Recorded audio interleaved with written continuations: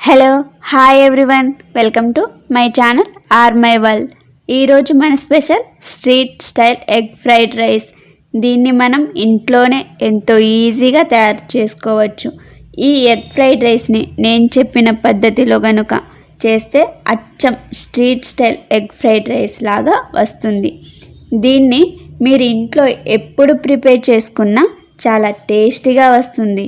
దీన్ని మనం 5 మినిట్స్లో వేడి అన్నంతో లేదా మిగిలిపోయిన అన్నంతో చాలా ఈజీగా ప్రిపేర్ చేసుకోవచ్చు. ఈ ఎగ్ ఫ్రైడ్ రైస్ని స్కూల్, కాలేజ్, ఆఫీస్కి వెళ్ళే వాళ్ళకు లంచ్ బాక్స్గా కూడా పెట్టవచ్చు.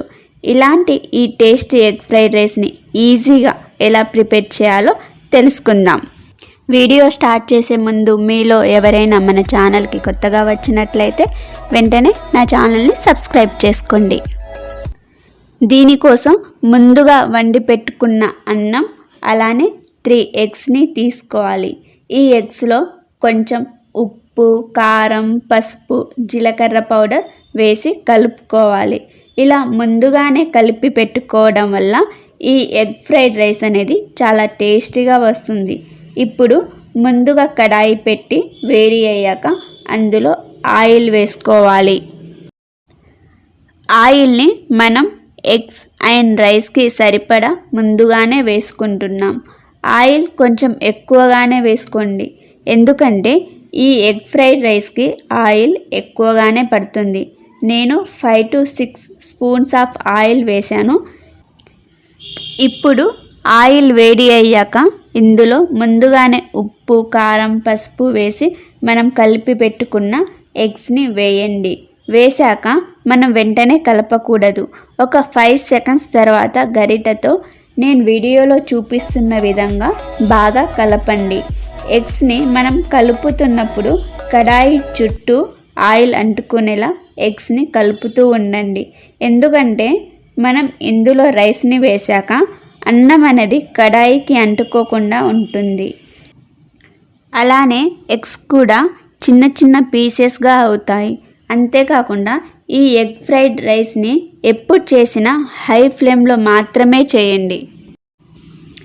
వీడియోలో చూపిస్తున్న విధంగా ఎగ్స్ కొంచెం వేగాక ఈ ఎగ్స్ని కడాయిలో ఒక సైడ్కి అనుకోండి. ఇలా ఎగ్స్ని ఒక సైడ్కి చేసుకున్నాక ఇంకో సైడ్కి ఉన్న ఆయిల్లో ముందుగానే మనం కట్ చేసి పెట్టుకున్న ఒక చిన్న సైజ్ ఆనియన్ అండ్ చిల్లీస్, ఒక రెమ్మ కరివేపాకు వేసి 1 నిమిషం వరకు వేయించండి. ఇలా వేగాక ఇప్పుడు ఎగ్స్ని కూడా ఇందులో కలిపేయండి. ఇలా కలుపుకున్నాక ఇప్పుడు మనం ముందుగానే వండి పెట్టుకున్న పొడి అన్నంని ఇందులో వేసేయండి. ఇప్పుడు ఇందులో 1/2 స్పూన్ సాల్ట్, 2 స్పూన్స్ కారం, కొద్దిగా జీరా పౌడర్, 1/2 స్పూన్ మసాలా పౌడర్, కొద్దిగా సోయా సాస్ వేసి బాగా కలపండి. ఇప్పుడు మనం వేసినవన్నీ రైస్లో బాగా కలిసేలా కలుపుతూనే ఉండాలి. ఈ ప్రాసెస్ అంతా హై ఫ్లేమ్లో ఉంచే చేయాలి.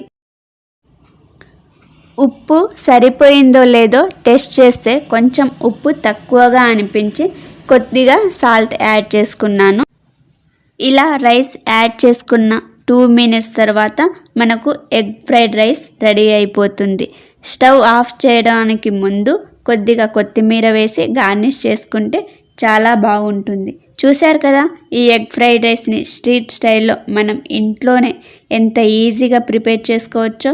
మరి ఈ వీడియో మీకు నచ్చితే లైక్ చేయండి, షేర్ చేయండి. అలాగే మరిన్ని వీడియోస్ కోసం నా ఛానల్ని సబ్స్క్రైబ్ చేసుకోండి. అలానే మీరు కూడా ఒకసారి ఇంట్లో ఈ ఎగ్ ఫ్రైడ్ రైస్ని ప్రిపేర్ చేసుకొని ఎలా వచ్చిందో కామెంట్ బాక్స్లో తప్పకుండా కామెంట్ చేయండి.